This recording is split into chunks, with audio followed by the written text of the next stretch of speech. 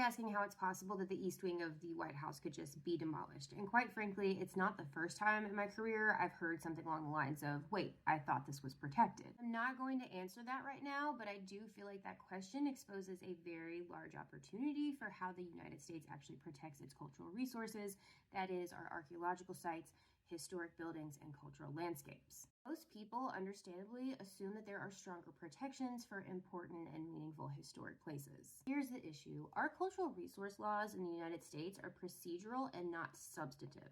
Procedural laws tell agencies how to make decisions, while substantive laws actually set limits and standards on what can and cannot be done. This means that our historic preservation system in America is built to ensure coordination and public input, not to prescribe particular outcomes, and to compensate the public if harmful outcomes can't be avoided. We call that mitigation, and it usually results in things like interpretive panels, exhibits, public education, and things of that nature. Precedent is that public and community resources deserve public scrutiny. And it's right here where it becomes apparent that our heritage protections hinge on democracy and public participation, not what you can and cannot do.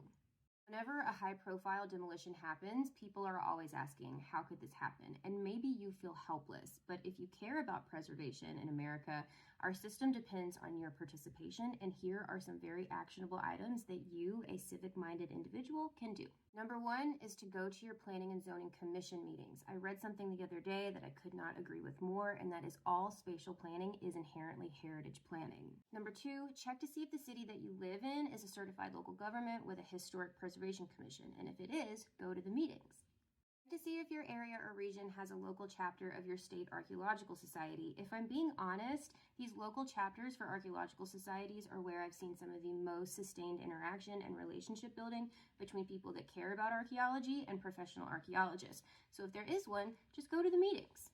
Going to meetings is not glamorous. It's the slow procedural side of heritage protections. But if you do care about our historic fabric, then going to the meetings is what matters most, because our laws hinge on government-to-government relationships, and the government closest to you is always going to be the most familiar with community values and resources. If you can't go to meetings, try to follow accounts that either share upcoming consultation opportunities or virtual comment periods so you can stay involved with what's going on. Because if you do care about history, the processes that protect it need you in the room.